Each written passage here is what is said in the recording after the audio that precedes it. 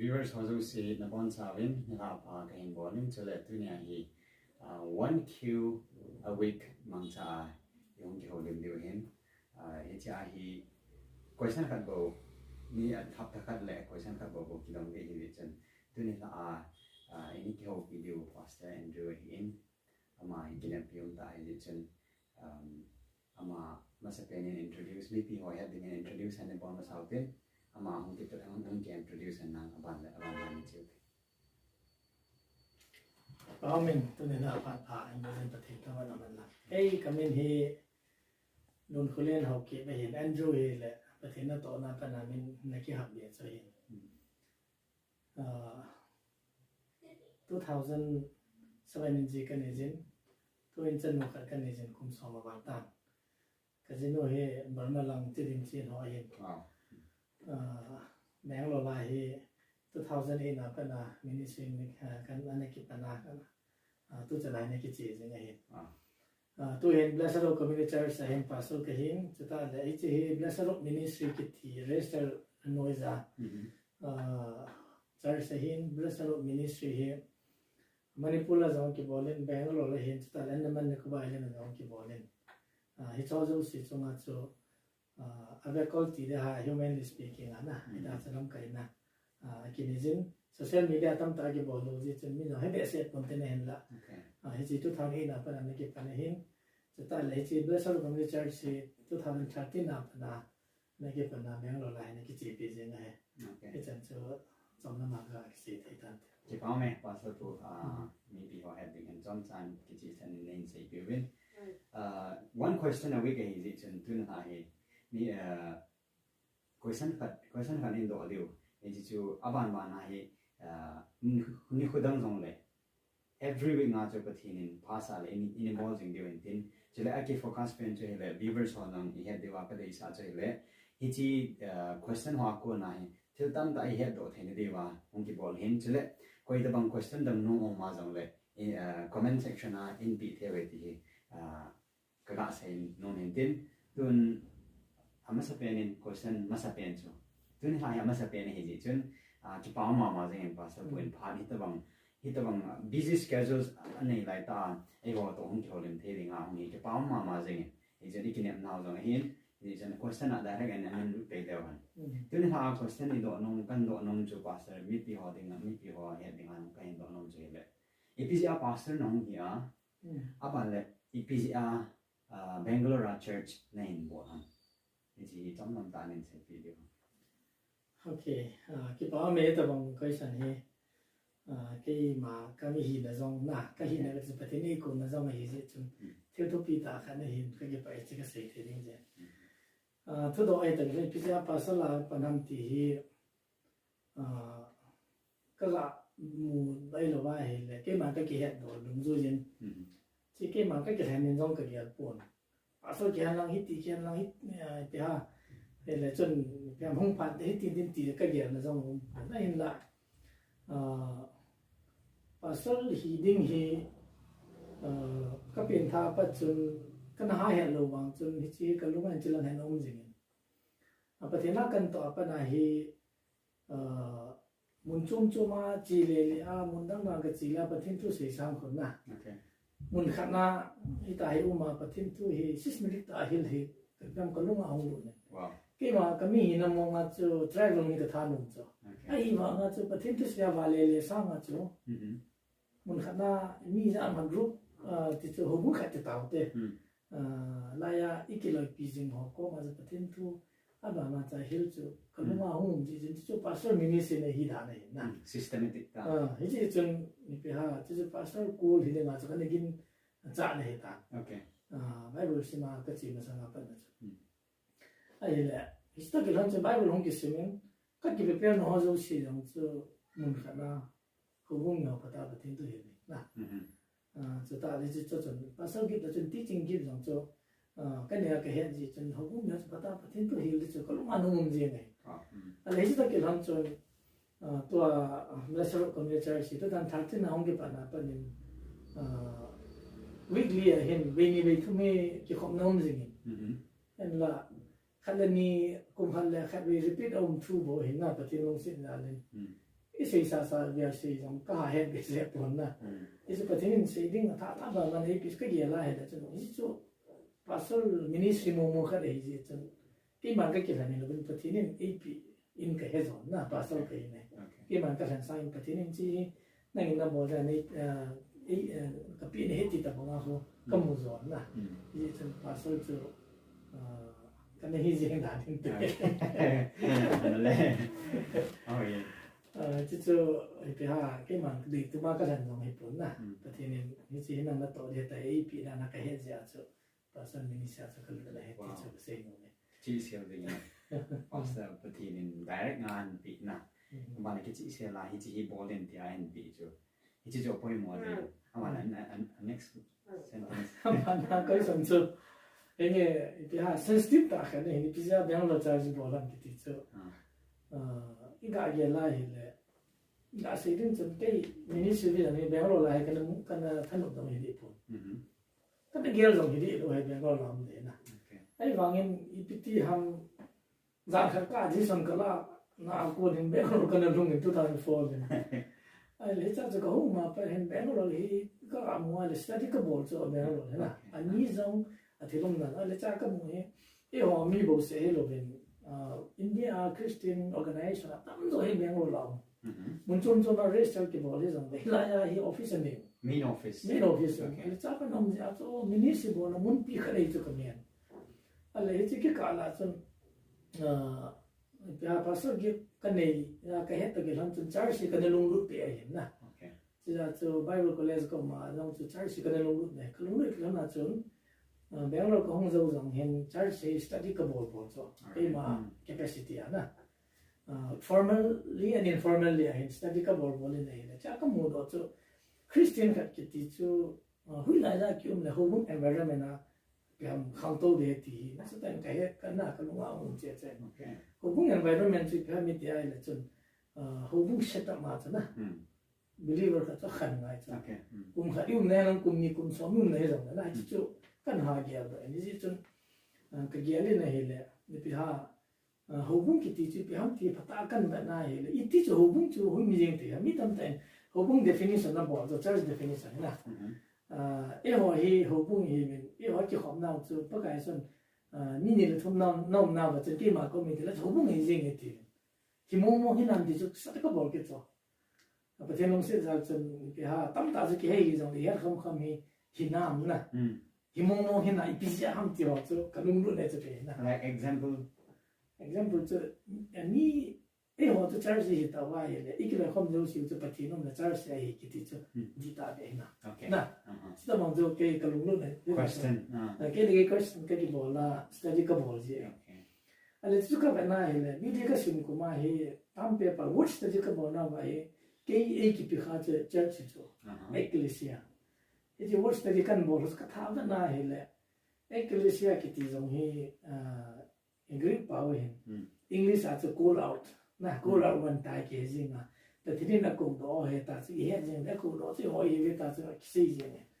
ai la ai ta khu I ga na he le hong kun do no mo ko Korea kon belonging to the Lord na ai le Korea kon to Greek power ki to root word ka na Korea kon to it is belonging to the Lord ta thina mi ho chu hong ki ko khom ho na hong hi cho aku tele ecclesia to study ka bol na to ayusia chi na hi le history a hung le ka na hi la tam zo hi ko lao de hi ba ma to thagau lam thu a sa na hi secular tam zo ne ki ha man so it's like military sepai ho bi ham assembly pray ka bol no na it's hot bo ki lai khom ho ta lại mi bị cái họ nó bố ecclesia nó cái gì cho, ấy thì ra cho cái conclusion là cho hiện là ecclesia study cái bộ là cho, sau đó Paul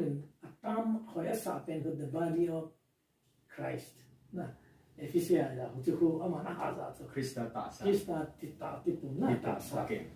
Paul là sang là cho is the body of Christ, ấy cho, hà si, ta bây giờ cho, thiên mi họ, thiên Jesus Christ anh đang cái câu đó họ, cái câu không phải câu hobung này thì cái mùa đó thì là hobung chỉ cái form đấy ham, ít cái là không mấy chỗ hobung thì ham thì các bạn có cái số nó không ta, cái mà cái này là hobung gì, EP chu hobung he te ama ki form de dan chu kan na number 1 hobung ma ki form de dan chu in Christ he ngai kan sa na wow in Christ Christa chu lu chang hi ja chu Christa ong ki phua ong ki zo mai le chu hobung hi de na chu ja chu ipi ha te ma ki se le mi na he hil mai te he e ho nam mina ikle khom na ho bung dinga alhin na kan mu jap jap chu ja okay that's interesting yeah in thado in cookie a ki lai khom na ho bung he ti a ki nga la je mi ka ge la ile na chu bi ha ka ha ge te lu ho ti ka lu nga ho me in Christ a he ong ki form pa de ho bung hi de na ki lai khom me me chu te pui de kan ni ani na ka mu ro chu ho bung kha de ki ti a ile chu ta san ke bo hi chi ka ta san ve na hi chi ki on ka ju ve ti tu ma hi chu na yeah doctrinal statement okay theoretical statement is dogmatic theology na what is your dogmatic theology in your church ki ta chu okay ho bu in chi da che pin chi hi ti chu ma hi chu ale hi chi da chu e ho nam mi nai ki le khom na chu ki ha se thei lo chu Then la he kaum ti la chu ke ro le sang confusion drama kan za 2004 2005 na wow ale cha ka kinil te ru che lo cha ka se u che ya le chen doctrine thu ha se pu te ya se wa le bo di hong ki te ta ti na na tong ka di ze ke i ma ta he pa lo wa ho na a ho bu ma ki pu de ma doctrine thu chi ka che bi ti nai chu la ti ka pan le mi tam ta se poi ho bung chung chui kai khom zi ovin i ha se lo de het ti la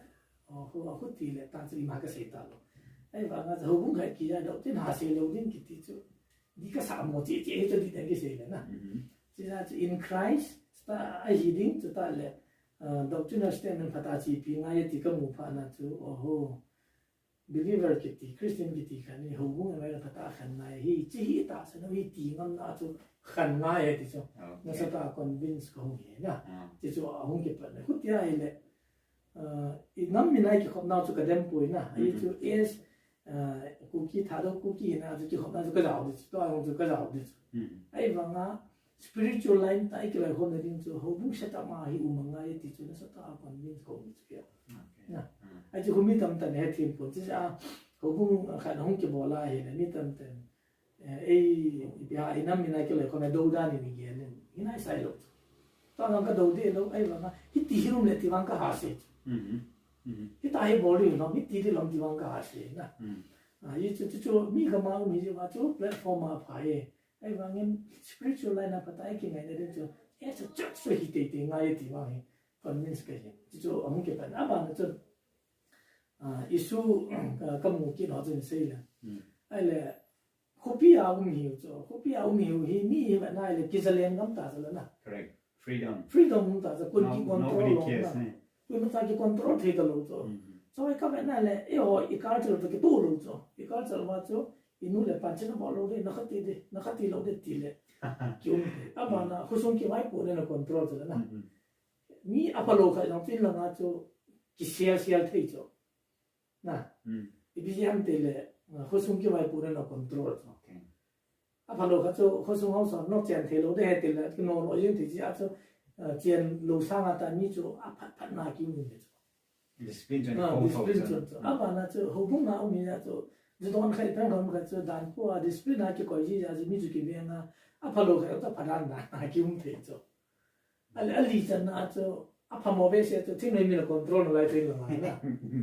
ale cho zo si control no ya ki a cha pa lo kha na cho ki se la ki pa the cho ale khu pi ho mu pa na cho zo su be ke koi mani no le pa um ta lo ko sum ki bai po na ki control na gum ta lo ko bung ki control om ta lo na tin mi na control pa ta lo cho we are all on master da na a khu ti ya ele ka mu do cho mi ki control the lo de na in la e ho imiti a isin ta tin lan pim sun chu pa tin tu hi na ti ya cho patin to a cho le khom chu bol ngai e wa kan se pa cho Christian hai le ho bu na khan ngai ka ti ta chu ki na chen itu je ma bola pha he na chi mi da khan loi tum sin nei ya nai lo wa thu ngai lo chi chu I lo cho adi a Bangalore context a Bangalore context na a phatin pa chu ki la ki bol ne hi zo chu ki mi tam ta se cho ประเทศนั้นตอนนู้นเลยเพราะอะไรมีรัฐสินบอลก็หล่อละบอลตั้งที่สุดจ้ะ 하트보다. เขาจะไอ้เลยก็บอกให้ตีโลขนาดไหนเกี่ยวกับนุ่งดาโลจ้ะนะมีอะไรต่างๆสิไอ้บ้างอีตาสตาดิโอที่บอลคอนดิชั่นว่าจ้ะที่เวลเกี่ยวอะไรจ้ะนะดีกิสาที่บอลเลยจ้ะอะไรสักที่ประเทศนู้นสินะ local มีอะไรกันนะกี่หาวัตถุไอ้เดียกินอังกฤษก็ตีหอมกันนะอามาให้เลยก็แล้วนะเปรี้ยวปานนั้นตั้มตาแล้วก็เกี่ยวกันอามาเอาละก็มูลก็ 걸어잖아. ก็หล่อ local มีหอยอามาเนี่ยสิ่งที่ทำที่อะไรอีที่ church ที่บอลมาสร้างไปเลย fellowship กับบอลเลยนี่เดี๋ยวนี้ที่ที่หิ้งหมดจ้ะนะ why don't you start a fellowship for your people อันที่พี่อันนี้สิ่งที่ทำกันที่อะไรเลยเนี่ยน้องมีตั้มตาน้องหูเบลล์เราแบบนั้นเลยอัพพอลโลเฮน้องหูมีตั้มจอยไป Oh my. เราจะต้องได้ต่ออ่ะประเทศนั้นตรงกี่ไอ้ด้านนั้นจะมาเอาก็ประเทศทุกเสียงไอ้ละมันอีมีสารอะไรบ้างเลยจุดนั้นอาจจะไปอย่างไอ้หัวกี่จุด 아무상하게 อ่ะ 고소. มันก็ขอจะมีนิมุตอ่ะที่จะจุดนั่นมีเท่าประเทศทุกเสียงนั่นมีเท่าที่เขานักกี่บอลตาไอ้ที่เขาเวบุตัวมาวันนี้จุดนั้นจะ 따뜻하자 아무도 สารนุ่มจะไอ้ตัวจะกันสู้ตัวไอ้นะไอ้มองนี่นะ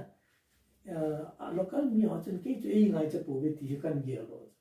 ก็มีเทมามาละอามามาเกี่ยประเทศทุกคนสิมาปนาจูก็เห็นตัวก็สิมตัวที่หุ่นคุณนั่นเองบุ้งมีเทละสิมตัวที่นี่มาจูก็นั่นรู้ไปอีกตัวจูที่ชอบดูเซฟเฟกต์ตัวสองหุ่นข้อมาแล้วจูit is better นะ to do a church among our people นะจูไว้ตาคอนวินส์กันนะอีจีจนจะจะมีละ church ที่บอกเลยมีตั้งแต่ให้ทีมตัวไอ้บางอย่างละกินไปเกี่ยวจูมีตั้งตาขอบแต่เรื่องปฏิปูกี่มาแค่เป็นสิทธิ์จูมีอีจานน้ำขัดจูนะปฏินี้กี่มันจะละจูนุ่มอีจะป้องไอ้ละไว้เลยนุ่งอากุลไอ้ละไว้เลยแฟมิลี่อีจานน้ำขัดเบียจูปฏินี้ตัวดีพัฒนาเห็นนะคริสเตียนให้กิติจูหัวพุ่งอาพัฒนาข้างในที่กี่เห็นตัวเห็นเลยนะเฮลายามสมาอีตัวอิ่มหอมสมาจูที่จะทิลป้าเห็นตากี่บอลเลยนะ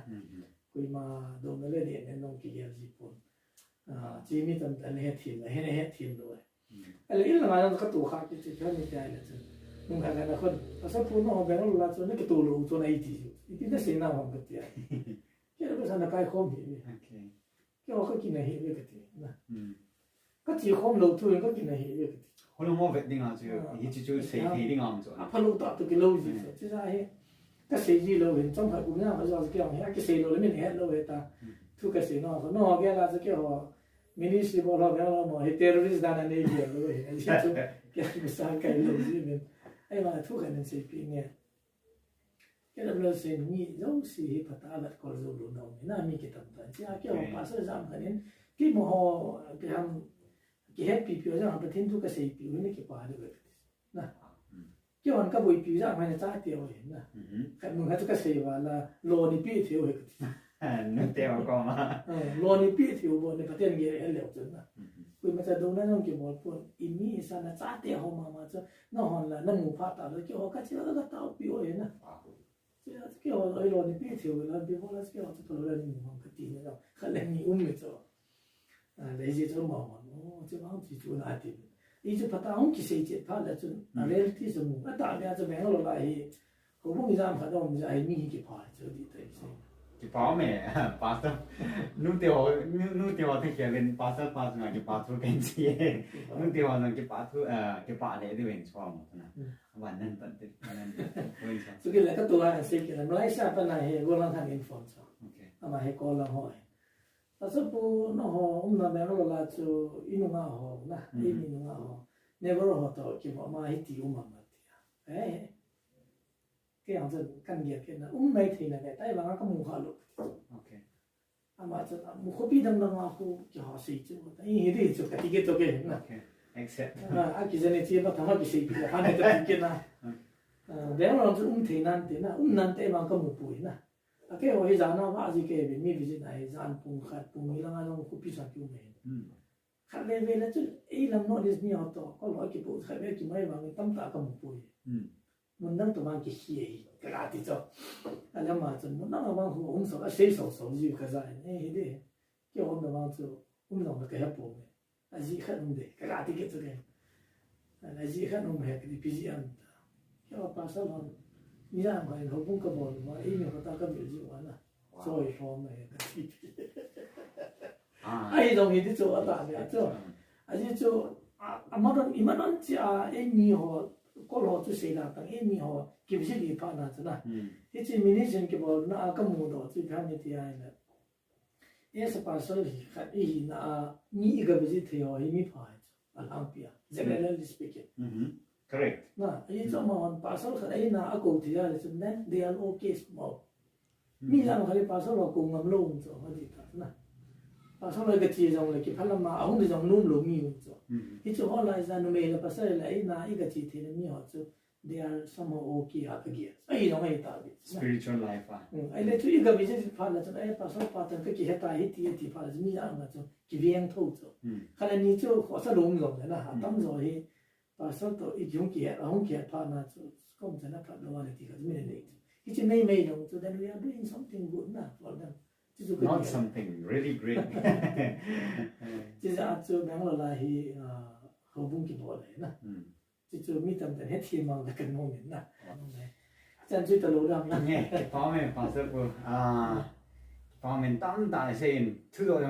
độ ở bàn á độ thì ông tâm tạo mình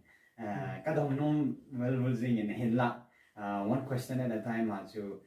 hi gì chân dunia dengan jangan cu hintin itu bang itu yang kena mi pin question do no ma jong le comment section azam hinti the hintin ki pom le jing tam ta thil tam ta nan bol in chile community dingen e honam pi dingen that chum pin na ta tam ta nan bol jing ki pa thu pen sin nam pi khelin chile pathinin hitawanga nam pi a chile khangdong ho anu la pam lo wa ala ling bai ho sim do jing nian pathin mu jing you can say that no God bless in the ministry let the church pathin go jing